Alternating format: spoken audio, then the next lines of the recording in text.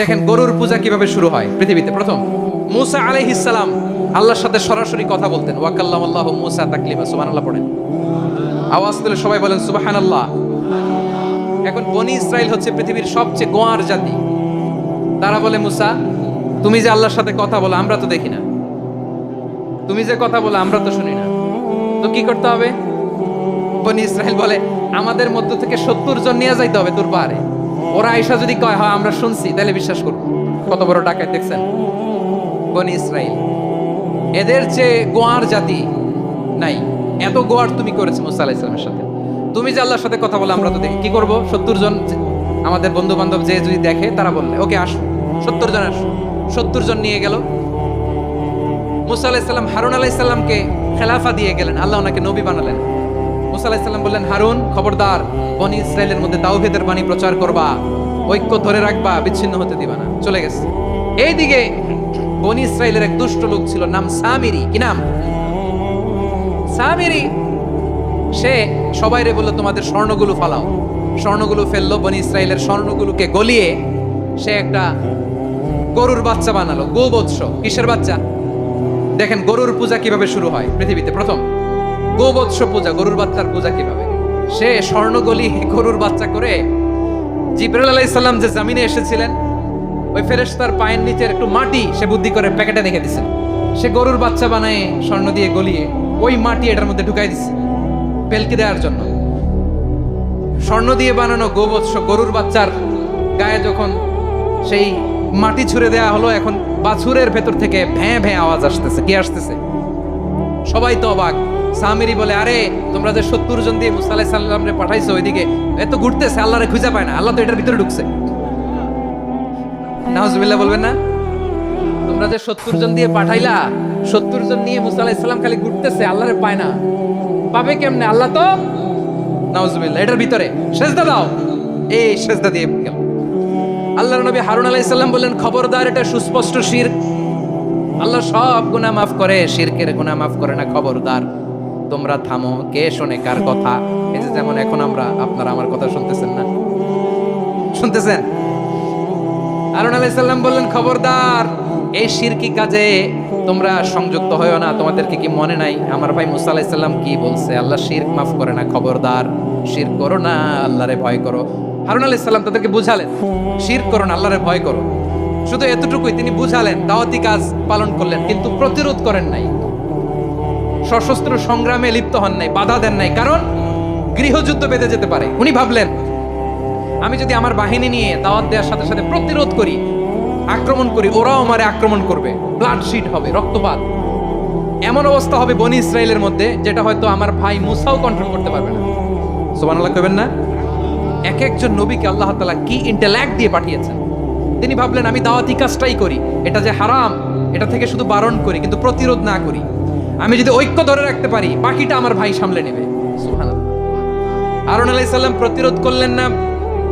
বনি ইসরাইলের মধ্যে গৃহযুদ্ধ বেঁধে যাওয়ার আশঙ্কায় প্রতিরোধ করলেন না, আক্রমণ করলেন না, শুধু দাওয়াত দিলেন। ইন দা মিন টাইম মুসা আলাইহিস সালাম আল্লাহর সাথে কথা বলে যখন ফিরে আসলেন, দেখলেন বনি ইসরাইলের অধিকাংশ লোক মুশরিক হয়ে গেছে। মুশরিক হয়ে গেছে। মুসা আলাইহিস সালাম রেগে গেলেন। রেগে প্রথমে বনি ইসরাইলদেরকে অ্যাটাক না করে ভাইয়ের দাড়ি ধরলেন। হারুন আলাইহিস সালামের দাড়ি আর চুল। মেজাজি নবী ছিলেন। হারুন, তুমি কি করলা? তোমার কি দায়িত্ব দিয়ে গেলাম? তুমি কি করলা? তুমি থাকতে বনি ইসরাইল কেমন করে শিরকের কাজে নিমজ্জিত হয়ে যায়?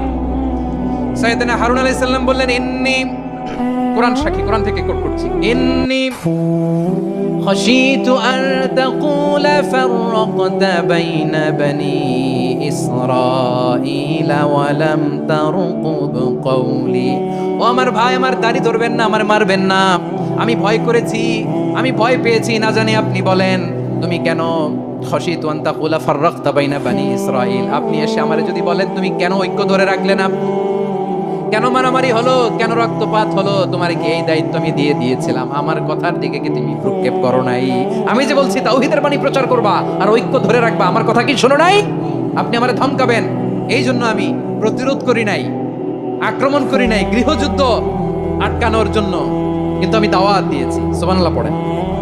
ঐক্য ধরে রেখেছেন। মুসা আলাইহিস সালাম মুহূর্তেই সামিরিকে আক্রমণ করলেন, অ্যাটাক করলেন, শাস্তি দিলেন। মুহূর্তেই ওই গোবৎস গরুর বাছুরকে ভেঙে চুড়ে মেসাকার করে সাগরের মধ্যে ভাসিয়ে দিলেন, পুরো বনি ইসরায়েলকে আবার তাওহীদের উপর প্রতিষ্ঠিত করলেন। পড়েন সুবহানাল্লাহ। এই ঘটনা থেকে শিক্ষা কি? শিক্ষা হচ্ছে আপনি শিরকের আড্ডাখানা দেখলেও বৃহৎ স্বার্থে তাওহীদের দাওয়াত দিবেন, প্রয়োজনে আপনি ঐক্য নষ্ট করবেন না। সুবহানাল্লাহ পড়বেন না?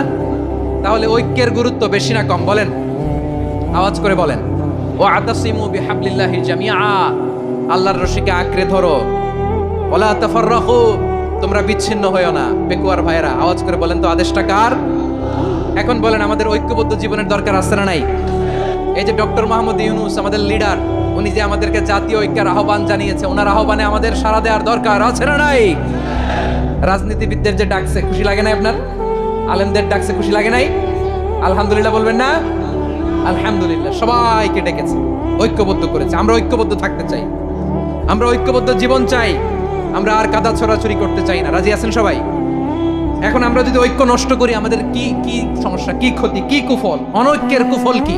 কয়েকটা কুফলের কথা বলে শেষ করবো। প্রিয় ভাইরা, what are the drawbacks and disadvantages of division, social and political division in the society? Disunity. আমরা যদি বিচ্ছিন্ন হই, একে অপরের যদি মারামারি করি, একজন যদি আরেকজনের কাফের ফতোয়া দেয়, আমাদের কি ক্ষতি? শুনবেন? কথা কয় না, শুনবেন? এক নাম্বার ক্ষতি হচ্ছে আমরা যদি বিচ্ছিন্ন হই, আমাদের শক্তি কমে যাবে, আমাদের পাওয়ার আমরা হারাবো। আমাদের কি হারাবো? পাওয়ার। মনে রাখবেন, যখন আমি একা থাকি তখন আমি ব্যক্তি, যখন আমরা সবাই মিলি তখন আমরা শক্তি। যদি পরিস্থিতি কখনো এমনও হয় শিরকের আড্ডাখানা, আপনি ঐক্য প্রতিষ্ঠার জন্য, ঐক্য রক্ষার জন্য তাও শুধু তাওহীদের দাওয়াত দিবেন, ওইখানে আক্রমণ করবেন না। এটা কোরআনের নীতি। কথা বুঝতে পেরেছেন?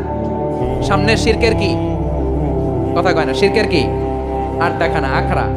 কিন্তু ঐক্য বজায় রাখার জন্য, গৃহযুদ্ধ এড়ানোর জন্য আপনি শুধু এটা যে শিরক, এটা হারাম, এটা থেকে তোমরা বেঁচে থাকো, শুধু দাওয়াত দিবেন, আপনি আক্রমণ করবেন না। এটা কোরআনের বিধান।